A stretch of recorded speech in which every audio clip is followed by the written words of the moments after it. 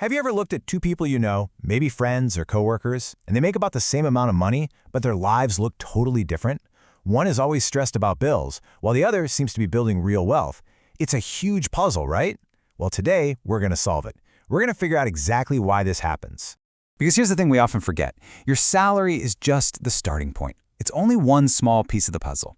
The real difference maker, it's the habits, the mindset, and all those tiny, seemingly insignificant decisions you make every single day. What you do with your money is so much more powerful than how much you make. And hey, if you think a big paycheck is the golden ticket that solves everything, well, you might want to sit down for this. Get this, a recent study found that a shocking 36% of people who earn over $200,000 a year are still living paycheck to paycheck. That just proves it, right? Income isn't the magic wand. There's something much deeper going on here.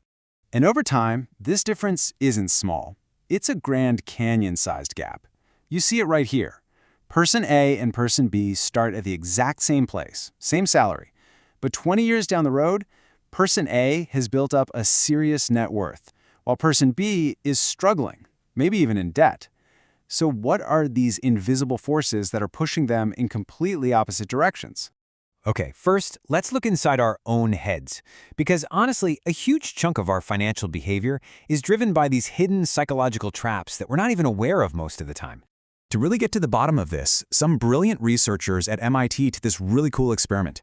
They put people inside an fMRI machine, one of those brain scanners, and they literally watched what happened in their brains in real time as they bought stuff. They wanted to see the difference between paying with cold hard cash versus just swiping a credit card. Now, the old thinking was that credit cards just kind of cut the brakes on spending because it doesn't feel like you're losing anything real.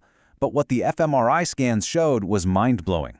When you swipe a credit card, it actually lights up the reward center of your brain, the exact same part that goes off for things we find super pleasurable. So a credit card doesn't just reduce the pain of paying, it actually steps on the gas. It makes spending feel good.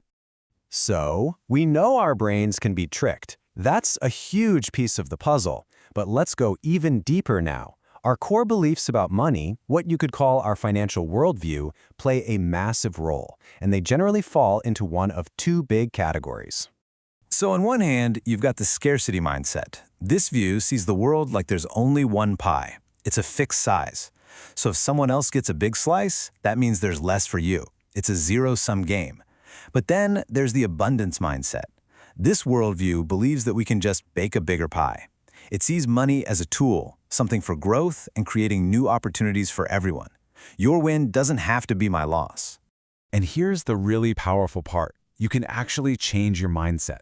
It's about catching those internal money scripts that run in the back of your head.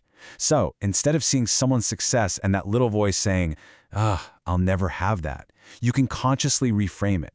You can learn to say, that's amazing for them. I can build my own path to what I want. This isn't just about thinking positive. It's about fundamentally shifting from a place of fear to a place of opportunity. Okay, so we've covered the psychology, which is huge. Now let's talk about the actual strategy.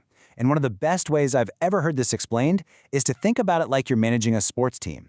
To win a championship, you can't just have a star quarterback or a rock-solid goalie. You need both. You need offense and defense. Your financial offense. These are your big plays. This is how you score points and grow your wealth.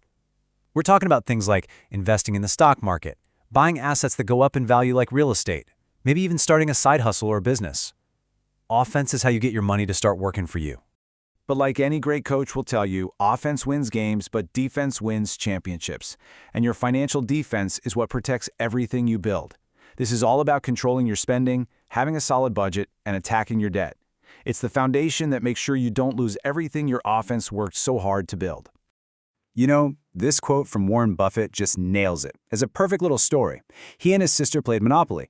His sister played pure defense. She just hoarded her cash. But what happens to cash sitting on the sidelines? It doesn't grow. In fact, inflation slowly eats it away. Buffett, on the other hand, played offense. He used his cash to buy properties, assets that generated more money. He understood, even as a kid, that you have to play both sides of the field to win. So when you boil it all down, every financial decision kind of falls into one of two buckets. It's either building your wealth or it's straining it. Things like lifestyle inflation, where every time you get a raise, your spending magically goes up by the same amount. Or taking on debt for stuff that loses value, like a brand new car. Those are classic wealth drainers. The winning plays?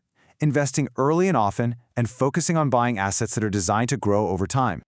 All right, so we've looked at the brain science. We talked about the mindset. We've broken down the strategy. Now, let's put it all together.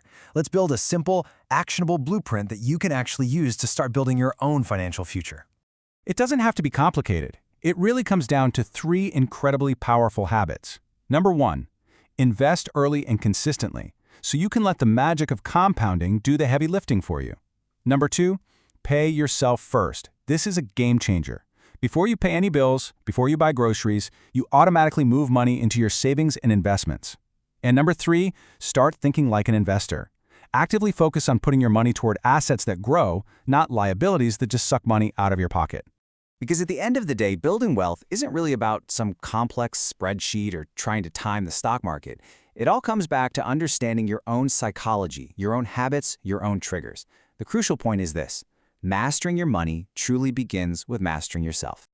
So there you have it. You see the difference. You understand the hidden traps in your brain and the mindset that can either hold you back or propel you forward. You have the blueprint that separates those two completely different financial paths. The only question left now is, what's your first move going to be?